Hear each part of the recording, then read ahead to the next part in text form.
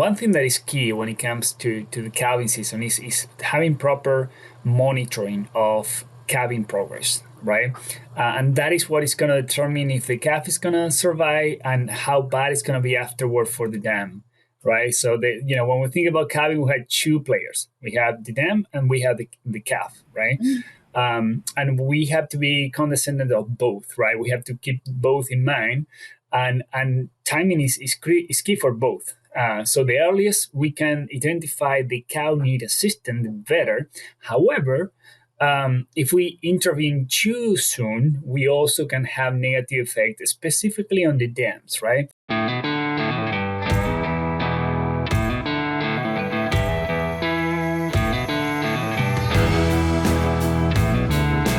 Welcome to the Beef Podcast. I'm your host, Brandy Buzzard, and it's my pleasure to bring you the latest trends and issues from the best and brightest minds in the beef industry. Today, I'm very excited. We have a repeat guest on, Dr. Adrian Barragan, Extension Veterinarian and Associate Research Professor at Penn State.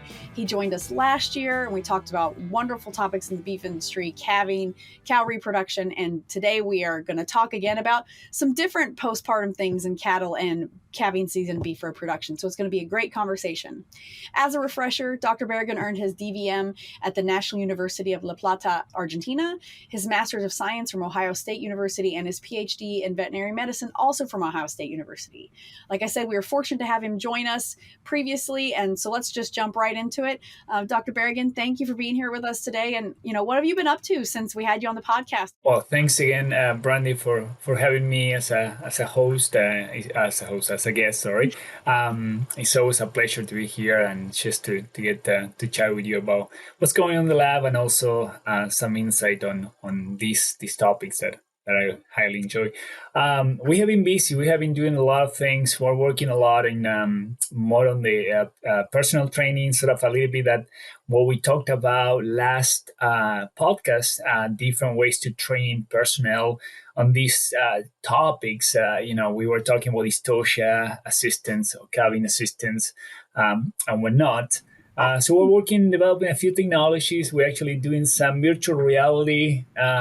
Oh, cool. Pretty neat things. Yeah, it's actually, I'm a veterinarian, so it's definitely a little bit outside my expertise, but it has been a great journey so far. And we're getting great feedback from the people, the employees that are utilizing this technology. So I'm excited on those lines and trying, once we develop this to start, getting it to the people that need the most.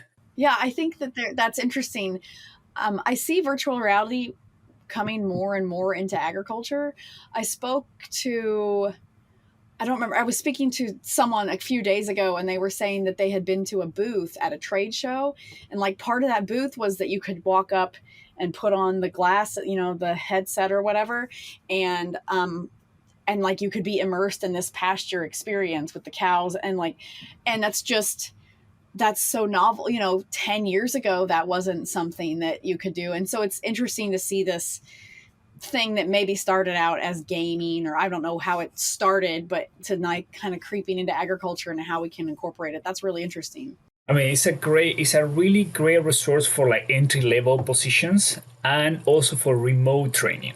So this goggle, and I don't want to branch too far out of the main topics we're going to be talking today, but these goggles, although the fancy ones can be expensive, you can have a very similar experience with a cardboard device that only costs $5, and you use your smartphone device, and you can plug that into that cardboard skeleton, if you might say, and you put it, and you have a very similar experience, because now YouTube allows to have the 360 view of video. So through YouTube, we actually can upload these 360 videos, and they can be viewed in this setting for really cheap to utilize remote.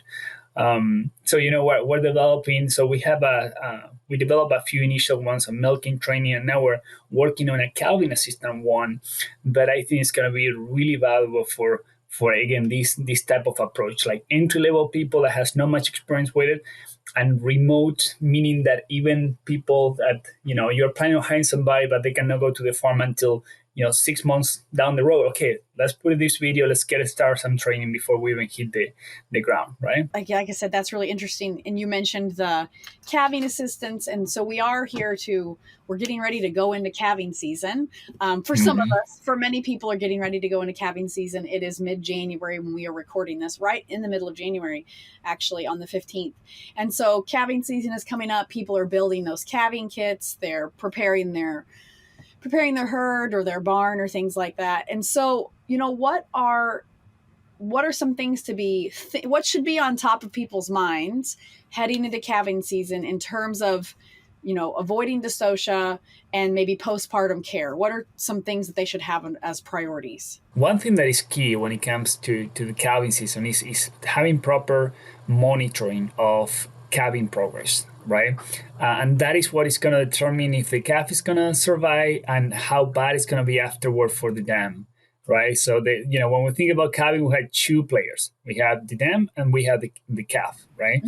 And we have to be condescending of both, right? We have to keep both in mind, and timing is key for both. So the earliest we can identify the cow need assistance, the better. However, if we intervene too soon, we also can have negative effect, specifically on the dams, right? When we think about the physiology of parturition and we think about the 3 stages of parturition, we have stage 1 of dilation, stage 2 or labor, and stage 3 would be the expulsion of the placenta. If we go too early and we start assisting or trying to assist before we get into stage 2, that cow might not be dilated yet, right? Or fully dilated. So by trying to get that calf out of that with a cow that is not fully dilated, we are definitely going to cause some trauma in that reproductive tract with, all the negative effect that will come to that dam.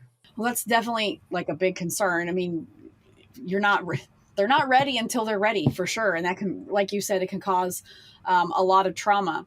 If that is causing trauma, I can imagine that's a special situation. What other situations would cause a cow to need special attention after calving is completed? Just a quick follow-up before I move into that, because I was thinking on that and I just forgot to add it. But the timing when it comes to beef, I work a lot with dairy as well, and it's a different world, right? So there are people there 24/7. There are a lot of people that can check on those animals really often. With beef, it's not quite the case, right? Yeah.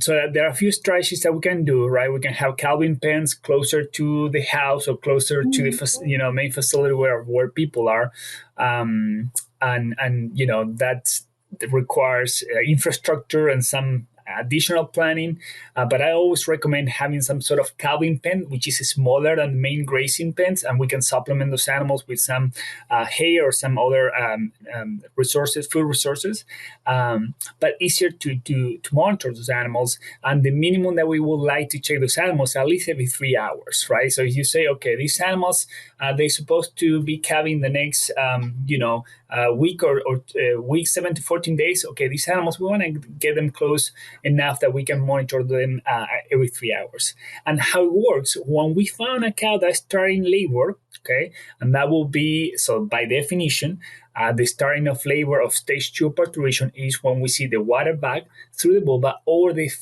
hoof of the calf through the vulva, right? That will be our starting point. Okay. From then on, we want to monitor the cow. We want to see progress every 15 to 20 minutes, right? And just because of the dynamic of beef is different in this for beef cattle people, I always recommend to have at least check it like half hour after you see the starting, and then an hour after. And if you don't see a progress by then, get the animal on the chute and let's see what's going on.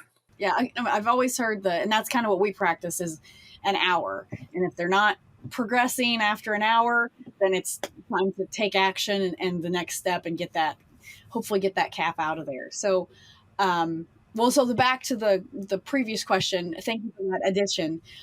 So what would be some other special situations in which the cows might need special attention after delivery? Yeah, I mean, when it comes to beef, is there's not that much after calving that can go wrong, right? The main, so we have retained placenta, we have metritis, and we know that.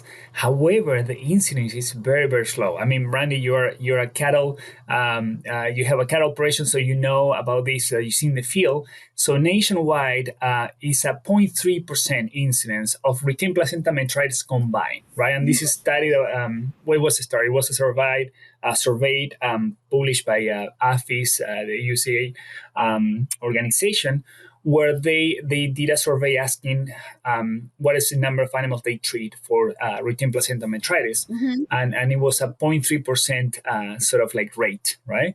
And even we had the beef cattle, beef and sheep center here at Penn State, and I work closely with the manager, and we do trainings, calving training for the students. There's a lot of student labor here. So I do all the training when it comes to calving assistance and whatnot. And we always take a look on those type of things. And it's very, very small number of that. Now, an animal that needs to be assisted, an animal that had dystocia, those are going to be your high risk animal for retained placenta, for metritis, and even for down cow syndrome, right? Okay. So as a applicable approach is like usually an animal that goes through a normal parturition, most likely is going to be totally fine. An animal that has to be assisted, especially the hard pulls, how we like to call in the field the hard pulls, right? Or the severe assistant animals. Those are the ones that we need to. I always recommend keeping those animals in a smaller pen. We usually have these like individual pens in the facilities in most of the operations where we can have animals that either are sick or we need to closely monitor it. And what my recommendation with these hard pull animals, even though they look fine right after pulling, keep those animals there for at least 24 hours.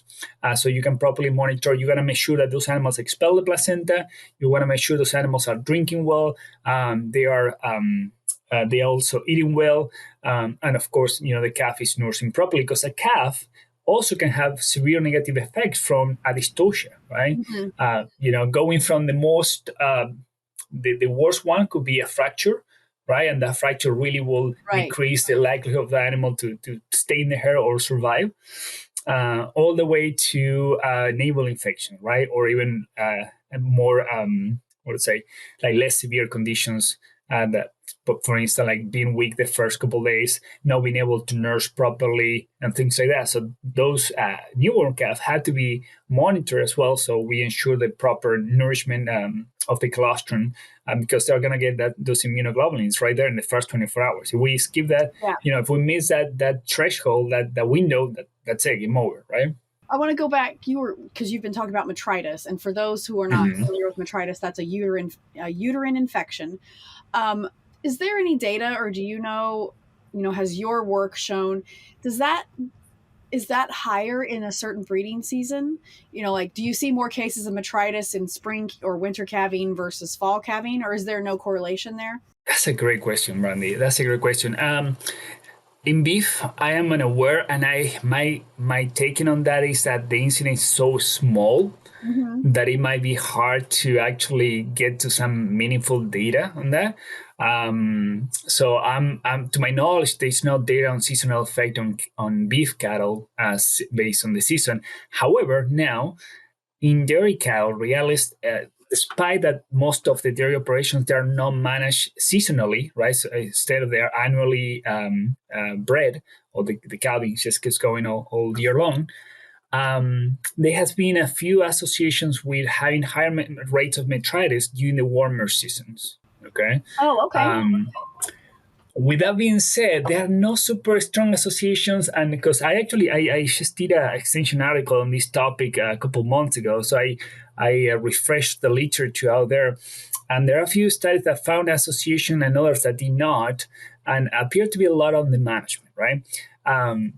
If we go to the basis, we know that warm temperatures and moist environment are good for bacteria, right? Right. Yes. And if we think about, what are the main pathogens that cause metritis, they are bacteria that are mostly in the environment or in the feces of the cow, right? So we put those two together, it makes sense that that in warmer seasons and during the warm season, they're going to be more likely to develop that disease. However, based on, and this again in dairy, based on the research out there, it appeared to be really related to management. With proper management, season basically doesn't matter. One thing I was going to say that, a key thing to keep in mind is that most of the dairy farms in the States, they are a confined system, right?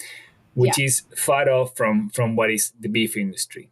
So that plays a big role in it, right? I'm assuming it's because you have more animals in a smaller space, and so there's more feces and I don't know why I said feces, more manure and water and things like that. So that makes sense that could potentially be that way.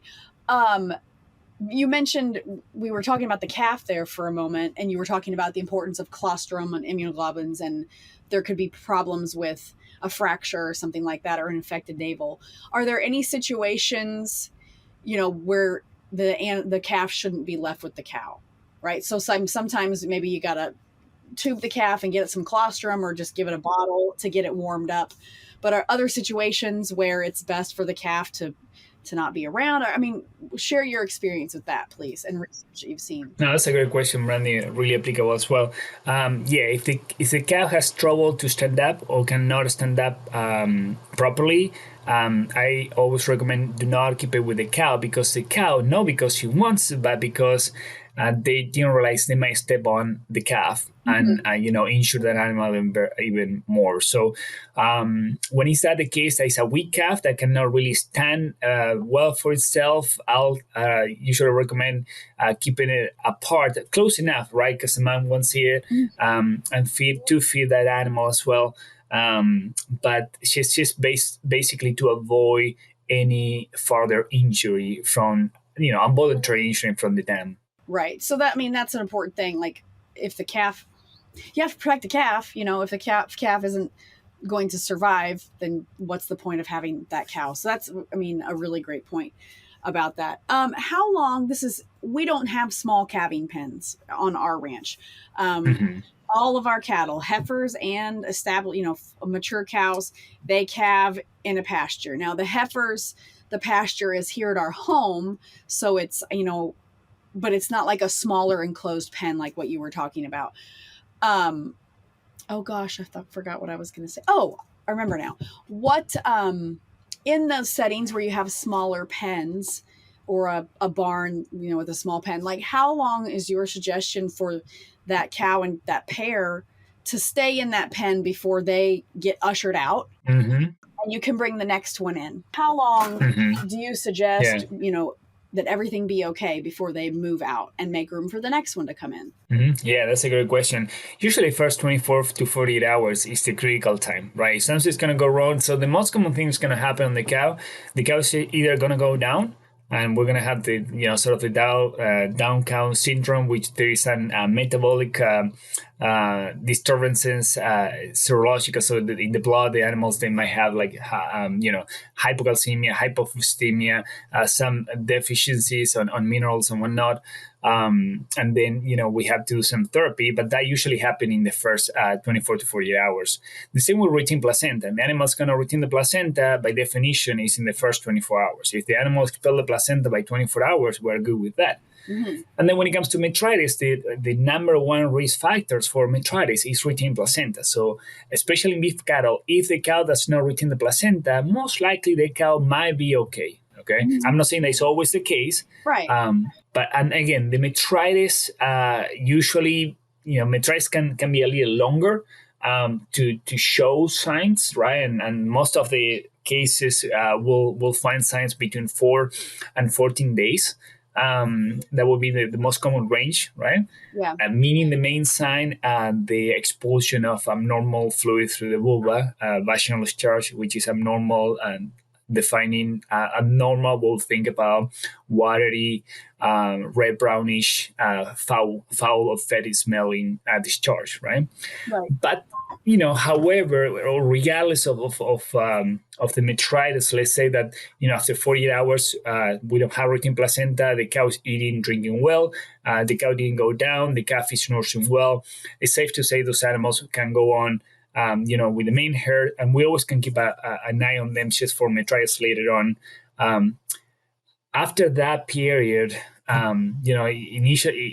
usually after the week after calving, the metritis cases might not be as severe, but they're going to be visually, they're easy to diagnose, right? So I think that would be the short answer. I will say 24 to 48 hours. If everything looks good, can go to the field, and then we can get another one in. Hopefully we don't have any other one to get in there. I mean, if in a setting where you're bringing animals into a smaller pen, maybe you have like 5 or 6 in a pen, and those are the ones that are going to calve soon, and you're just starting calving season, you need room to usher those out. Right.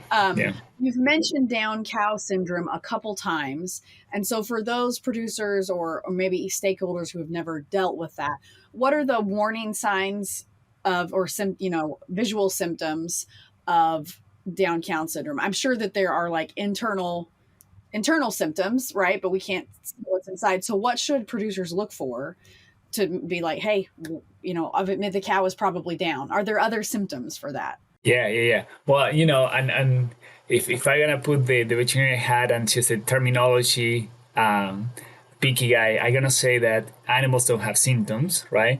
Because symptom is something that somebody can actually express about how they're feeling.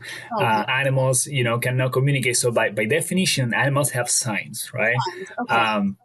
But that's just being like the picky veterinarian right here. But no, thank you for clarifying. I appreciate that.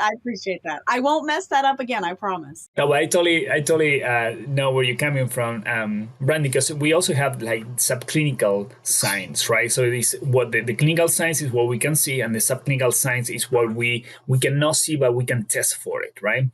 And in the field, we're just going to only see the clinical signs. And a few things that we're going to see, I mean, it's going to be the super obvious case that is basically an animal that is prostrated. I cannot stand up by itself, right? Mm-hmm. We try to move it, and it's not going to stand up, but there are going to be some early signs. I'm so sorry. So there are going to be some early signs that can alert us that animal might be needing some therapy or might be going down shortly after, which is going to be, we're going to be shaking off the limbs. We can see tremors of some of the muscle, especially the leg muscle, weakness of the animal, reluctance to move as well, depressed, not interested in eating or drinking, no interest on the calf either, right? Because, a cow that just went through calving, it's all about the calf, right? Licking it, getting, so things like that can tell us that something is off and maybe go down shortly after. So those animals are the ones that we can proactively do some fluid therapy. We can do some drenches with electrolytes as well. All those stuff. Sort of, especially if it's a cow that we assisted, right? It's not going to hurt, and also, it might prevent further losses on those animals and faster recovery as well. Let's say you have your cow and everything goes as planned. Cow and calf have returned out, and are happy and healthy and doing what they're supposed to. Once that postpartum period is over, how should producers start managing their cows for successful breeding, right? Because it happens, you finish calving and you immediately go into, breeding season. For us, we had, we start breeding season at like 3 weeks after our calving season stops. So, what should we do to manage cows for that? Yeah, I mean, that is a little bit that a lot of tradition on that, how everybody managed the reproductive their animals. Mm-hmm. There's the most popular approach is through the bull breeding, right? Mm-hmm. So we basically have the breeding pens, and we put the bulls with the cows. It's always important to assure a proper voluntary waiting period for the cows, because we want them to recover from we want them to recover from the gestation and from the postpartum period. So that is also important to keep in mind. Do not put cows that haven't passed the stated voluntary boarding period with a bull. And another really key part, without getting into the repro protocols, because the repro protocols, it could be very simple as just having the bulls there for, depending, usually it's about 60 to 90 days or even earlier, less than that. Or she's having a more of synchronized, some sort of hormonal treatment. And those are, there's so many, and probably we need a couple hours to go through those. But you have the more simple ones where we just only do prostaglandin shots every 14 days, right? And we put the bulls. And also it's a little more advanced ones where we actually can even do CEDARs or progesterone devices in with other shots such as prostaglandin and GnRH as well. Really timely. When it comes to beef, those are fairly challenging, right? Logistically, imagine, you're which one, what type of protocol you are using, Brandy, in your operation? What type of product? Well, we do protocol, like what reproductive protocol. I'm sorry, program. Usually, so we've done timed AI several times, but we've also done like an injection and then watch for like breed off of heats. So we've done both of those things. We also do a lot of embryo transfer. But we don't do the same thing every year. Not because we like changing, but because we're always trying to find something. Well, maybe we could get a little bit better conception rates if we do it this way. This year we bull bred everything except for maybe I set up 15 cows to be embryo transfer recipients. So I put the CEDARs in, and everything else is bull bred because of my husband's broken leg. So, but this was the first year we've ever bull bred everything, right? So usually we are AIing almost everything, and then maybe the few commercial cows we have, they would be bull bred, but almost everything is AI or ET at our house. But I don't know what protocol. I have no idea what protocol. No, that's good. I mean, and again, there are many, but perhaps the concept I wanted to get through is that it requires a lot of more labor and a lot of more infrastructure to be able to, log those animals, give the shots, and being able to do the artificial insemination as well, right? We've done something, I think in the past, for some reason I have 7s in my head. Is there a protocol that has 7s in it? Like a lot of 7s? Yeah. Okay. I think we've done that one a few years. We've only been ranching like 9 years, had like 8 breeding seasons basically. So, but I think a couple of those years we've done a protocol that has, it's 7 and something. So, but it's 7s. It's built around 7s. I sound like a real idiot right now. No, that's fine. I do a lot of the cattle pushing and the cattle movement and the stock, driving cattle. I don't make the decisions on what breeding protocol we do. My husband and our veterinarian decide that. So. And that's when it comes to the different synchronization protocols, all of them were good. It comes a lot to, economical wise, they might be much different between when properly doing bull breeding and synchronized animals. Some people will try to do synchronization when they're trying to improve their preg rates, because you have a little more control on, for instance, the semen that it gets. You have more, when you have bull, you only have like these 2 or 3 bulls, right? And that's it. Yeah. When you do artificial insemination, you have a much broader range of bulls that you can use to breed your animals.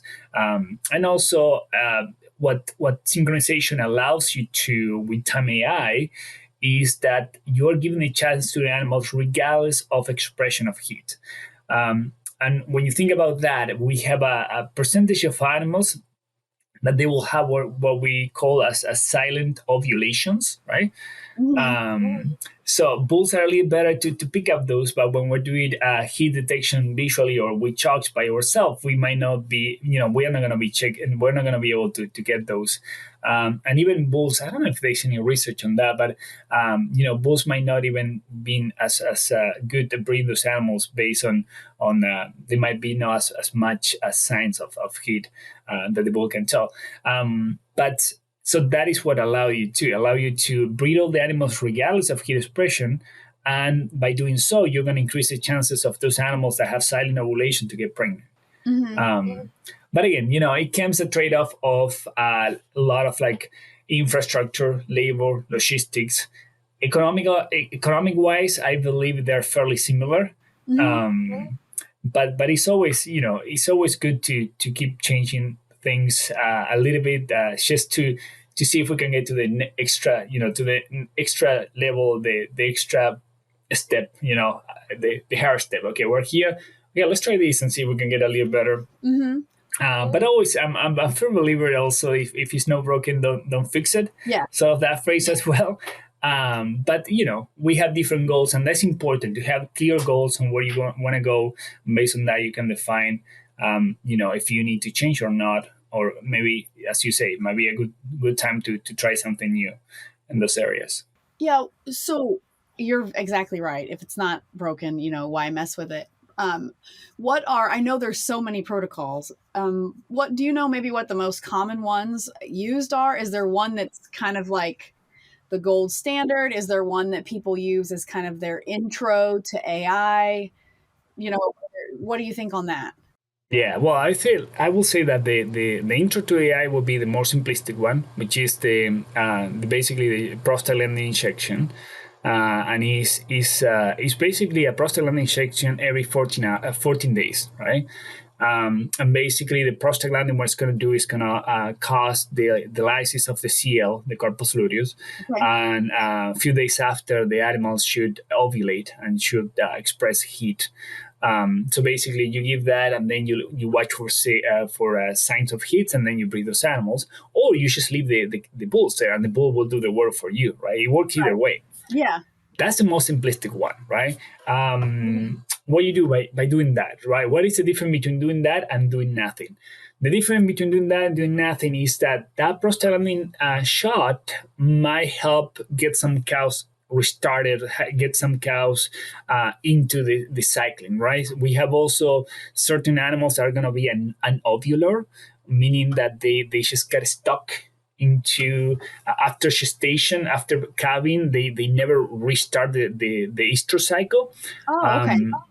Right, and those are called anubular because in the ovaries it's not structured. There's just only small follicles. She's not cycling, right? And sometimes these prostaglandin shots can help restart that. Although the most effective protocols on these lines were the ones that have a progesterone device, a seeder in it, and then when it's removed, we can do a January shot, and that usually works fairly good. But also this prostaglandin, there's not much research, but there is some research that suggests that could help clean the uterus in case of there's some mild infection.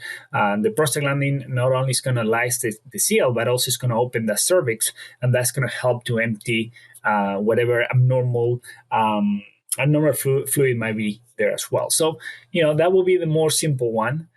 And then we can go to the other protocols that require about I think the more complex one, it has about about 7 injections. Oh my! Don't tell my husband about that one. I don't want that one.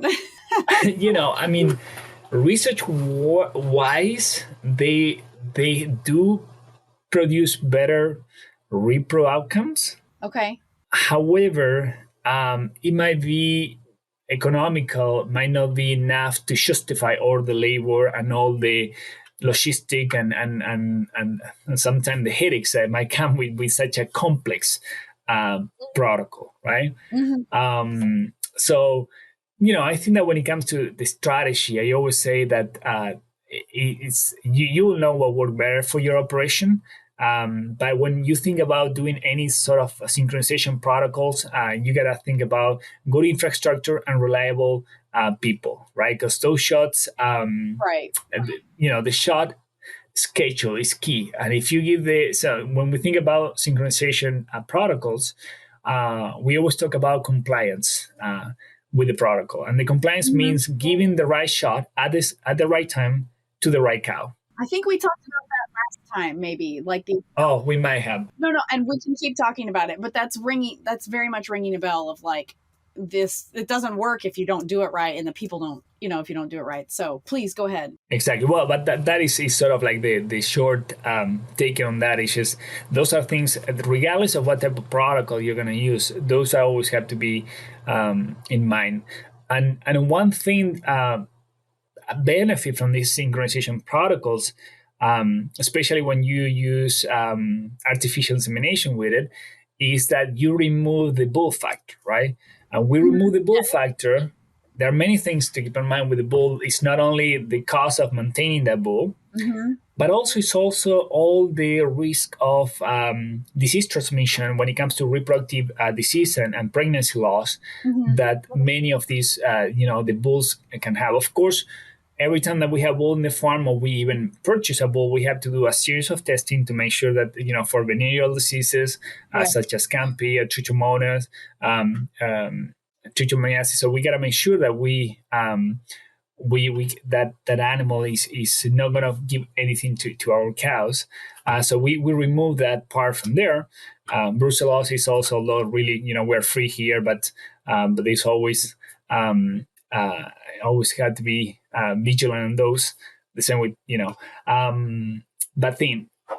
In those lines, we at least remove that, right? There's a lot of value to, or there's a lot of information about the trade-off between the bull breeding and the cost of a bull, and do you insure the bull, and the bull could break its leg the day that it gets home from the bull sale, and then but comparing that to the time and the cost of AI protocols and things like that. So there's definitely a trade-off, and even if you're doing AI, you still have herd bulls to clean up. So I don't know about the dairy industry, but I know that in the beef industry, you have cleanup bulls. So there's a lot of factors there that are really, really important to consider. Yeah. So, it's you have pros and cons in all the strategies. I think that AI might work better for smaller operations when you think about dimensions wise and the labor involved. So definitely time AI is I would think that if you're trying to start time AI or switch, small operations might be easier to get started there compared to a large operation with large grazing systems, and especially if you don't have the baseline infrastructure to do the breeding and the shots. And one thing that perhaps I can link to these areas when I briefly mentioned about the pregnancy losses associated with the bull, right? These sort of venereal diseases. But that's another thing that we have to keep in mind when we're planning our breeding program. We have to have a way to be vigilant about pregnancy losses, right? Especially the early. So when we think about pregnancy losses, they can be divided on fertilization losses, which is from the time that the animal is bred until around 7 days from then. Early embryonic losses, which is from 7 days to about 28 days. So there will be early embryonic losses, and then the late embryonic losses, which will be from the 28 to 45 days of gestation. Right. Those are the ones that we most likely won't really see much, other than the cow is a repeat breed. The cow is just not getting pregnant, or we have those cows calving later on, right. the tail calvers. And those things, can be many different pathogens, especially when it comes to the early losses. The most common reproductive diseases that we have in cattle, we have IBR, we have BBD, the common viral diseases. We have leptospirosis, very common as well.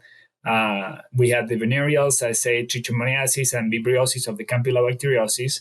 And then after that, and then we have neosporosis, but we're not going to see much on those early. So most of those diseases can have an effect on those early, having some of those early pregnancy losses. So that's something that, we gotta, the key on this part is vaccination, right? Yes. It's like we have vaccines for most of them, but Neospora is the only reproductive disease that we don't have a good vaccination. Although there are ways that we can control that. But yeah, it's a matter of just having a program that you will be vigilant, that you will be monitoring these losses in performance, right? That will be reflected on losses in pregnancy, right? You say, okay, the cow is not getting pregnant, or the conception rate at the first service, if we're doing time AI, is really low, right? Mm-hmm. So what's going on, right? Or we have this large percentage of the herd is calving late, so it's taking many services to get pregnant. Right. Yeah. Those, that's something that's gonna alert us, say, okay, something is going on. We need to do some diving here to see what is going on. Is a bull? We actually have one of these diseases in the herd? What we can do about it, right? Because some of these diseases, when they get there, especially IVR and Neospora, you can have those congenital infected calf if the animal get infected in mid-lactation, and then the heifer of that cow is going to be, carrying, and it's going to be shedding in high concentration these pathogens, and you don't want to keep those animals around, right? Because then it's a really high risk to spreading. It just, keeps going, and that's a good point. That it's one thing if one cow isn't getting bred, but if you have these if your whole herd is taking several cycles to get bred, like that's a clue, like, hey, we need to evaluate, what's going on and do some more deeper diving here. Exactly. We're going to have you on again so that we could talk about all the different kinds of breeding protocols. Because I know that, you touched on a few, but you said that we couldn't because that would take us several hours to talk about. So we're going to have to do another episode about the ins and outs of AI breeding and the different protocols and the benefits of those, because I find that really fascinating, how a few days and a different injection can really change outcomes. I find that really interesting. So it's time for our famous three.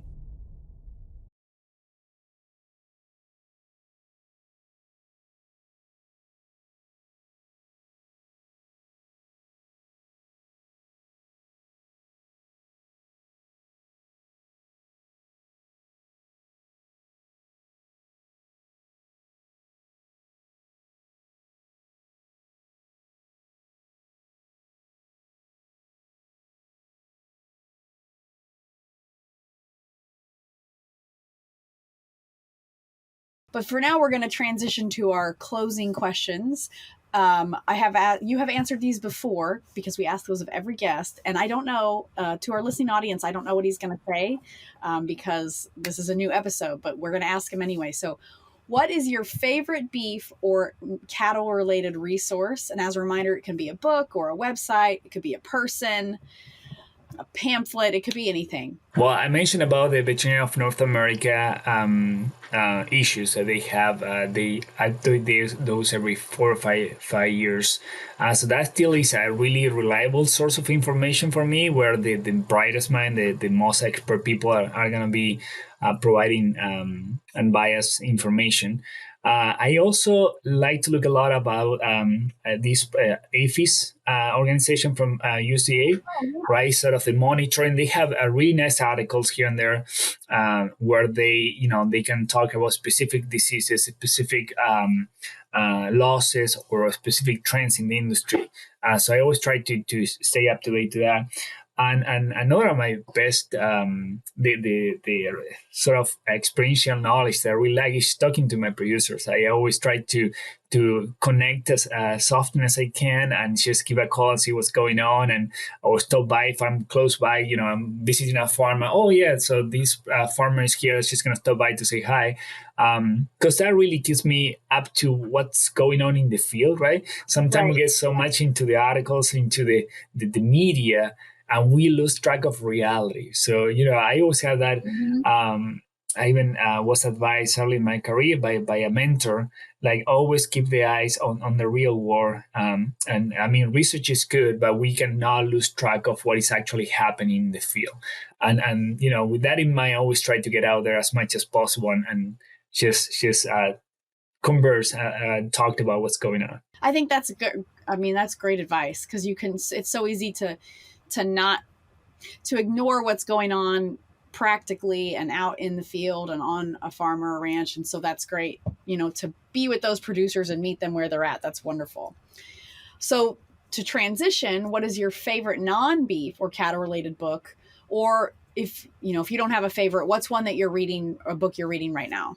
Yeah, that's a good question. I actually read 2 audio books because I went to Virginia last week was doing some research with colleagues there, and I like ghosty stories. I'm sort of like ghosts, ghosts, like the afterlife sort of ghosts. Okay. What actually happened when the lights turn off in our brains. So where are we going? Yeah. So that's interesting to me, and also I'm a big time now in nutrition, and I think I mentioned that a little bit last time. I think so. Yeah. We talk about the carbs, and I made you feel bad a little bit last time. Yeah, no, we did. Yes, it's okay. I have not stopped eating carbs. Don't feel bad. Randy, it's just not possible because everything that you can imagine, it has the carbs on it. It's just trying to minimize it. I think that has been my approach at this day, because I try, but you're just gonna live eating I get to the point that it's not diverse enough if you don't get any carbs, some sort of carbs in your diet. But anyhow, without branching too far, those are sort of like my fun stuff to read these days. Yeah, that's good to have non-industry related reading. I'm a big proponent of that. I'm still going to keep eating the carbs, but I do eat a lot of fruit. So I'm going to maintain that. I think yesterday I ate 3 apples. So I'm good on the gut. I just really like apples. I know. I love apples too. Yeah. It's a great snack. Yeah, it's great. Okay, so when you think of someone you admire or look up to, what is a characteristic they possess that has led them to be successful? Yeah, that's a good question. I think I'm still sticking with the thinking out of the box personality, being proactive, being driven. And I think that one thing that I even implemented more for myself is being goal oriented. Sometimes we have a goal, but it's sort of like a fast goal. It's not identified enough. It's not descriptive enough. And sometimes we lose track of that goal. So just having really well-defined goals and knowing where you're going. And the best way, I actually read this in a book about sort of like leadership and sort of improving yourself. But it was about the importance of I'm losing track of the thought. They compare it to a boat, right? That is in the sea and does not have a destination. What that boat's gonna do compared to a boat that is going to a specific place, you're right? Yeah. So the boat that has no destination, she's gonna circle around and she's wandering around with no path. The other one is just gonna go straight to the destination, and you're gonna reach that goal much faster, right? So you compare it to that, and it really resonates with me because it's totally right. If you don't know where you're going, you might not get there. Yeah. So it's something that I admire for people, that they're really goal oriented and they have well defined goals, because that allow you to be more efficient and better at your work and at your life as well. That's a great analogy. The ship. I really like that a lot. Yeah, I thought the same. Yeah, I really like it when the author. Rather than hearing someone say you need to set goals, that's a really good visual, for why to set goals. I love that. That's wonderful. Every time I think about goals, I'm going to think about that ship now. There you go. That's great. Well, Dr. Barragan, that is all the questions and time we have for this episode. We will be sure to have you on again. But thank you so much for joining us today. If listeners have any questions for you or want to learn more from you or about our discussion today, where can they do that? Yeah, well, thanks again, Brandy, for the invitation. And yeah, we definitely can do another one a year or two after about the Repro protocols, because there are so many that we can spend another hour talking about them. But yeah, if somebody have any questions or want to look at what's going on in the lab, we are very active on LinkedIn. And there is all my contact information. And if not, I always available through email. My email is A as in Apple, X as in Xavier, B as in boy, 779 at PSU from Penn State University .edu. So they can send me an email and we can chat about whatever thing I can help with. Always happy to, even if they want to just comment on any experience, I'm always happy to hear, those odd experiences. As a veterinarian, I have quite a few of those, especially when it comes to assisting dystocia, weird cases that we have had. So always happy to listen to those as well. So anyhow, everybody feel free to reach out. Always happy to chat. Thank you again for being here, Dr. Barragan, and to our guests or to our audience, thank you for being here. Thank you for tuning in, and we will meet you back here next week on the Beef Podcast.